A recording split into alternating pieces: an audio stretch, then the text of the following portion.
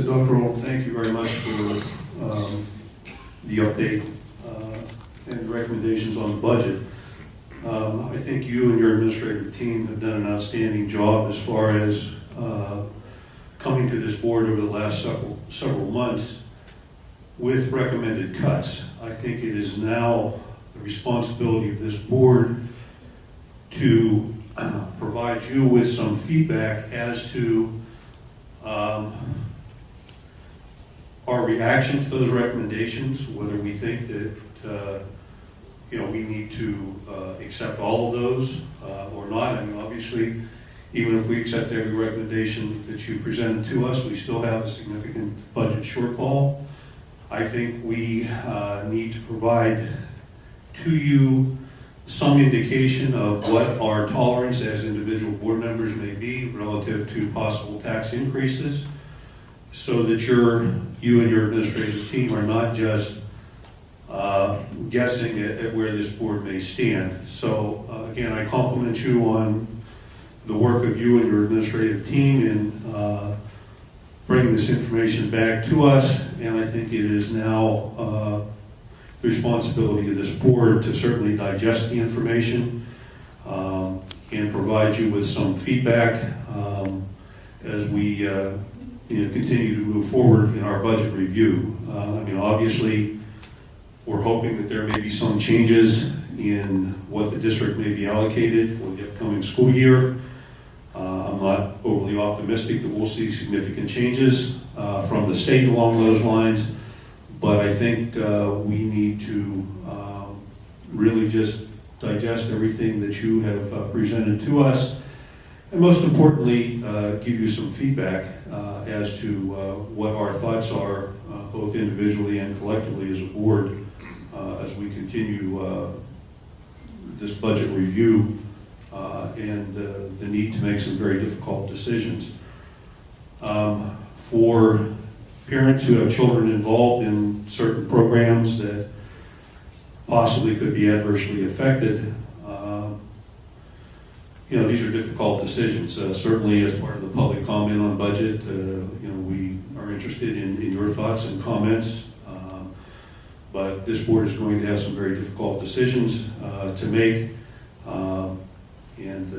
Again, I just thank you for all your work and effort in providing this board with a lot of information as we review this upcoming budget. Thank you.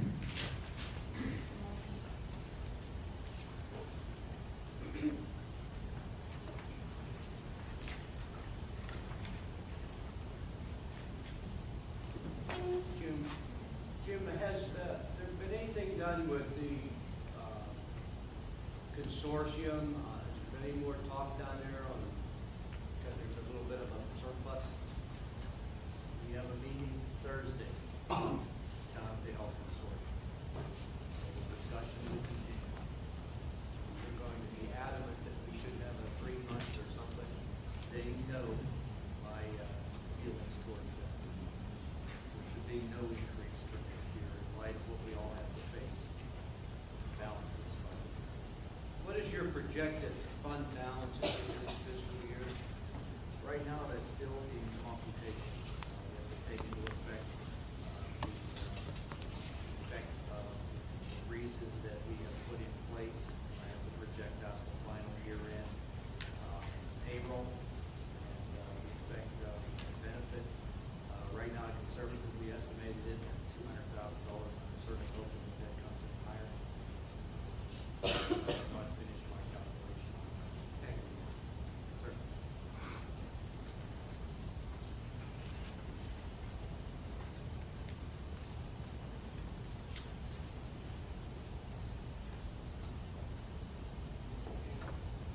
Thank you, Dr. Oldham. I feel like I need to make one last statement. You know I always do.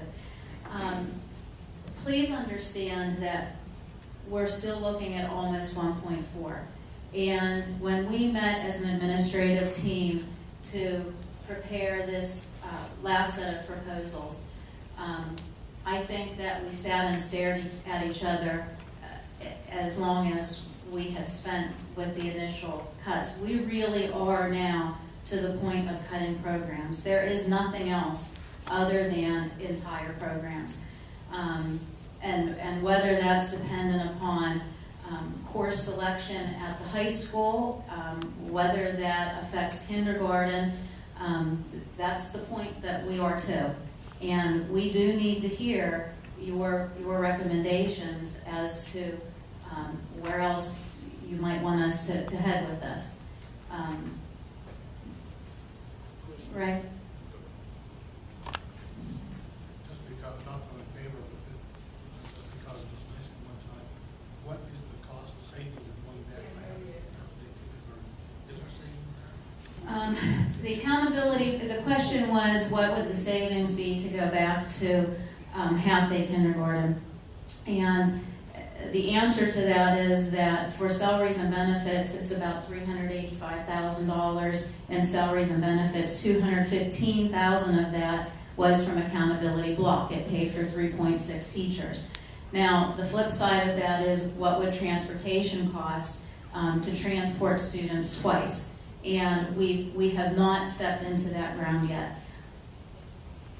If we go back to full-day kindergarten, or if kindergarten is eliminated as some districts are doing, what that will do to the academics of the district will not just be a short-term negative impact, but it will be a long-term negative impact. Because what we will be doing is now creating first grade as kindergarten. We have realized a great level of student achievement in the school district for many years. And that would certainly be a step that would negatively affect that. But the nuts and bolts of it is salary and bennies are $385 for full day. Chris, can we get a list of all of the non-mandated programs that we may have to consider? Yes. And with that, if we are able to project the number of students that may be impacted by those potential reductions of programs.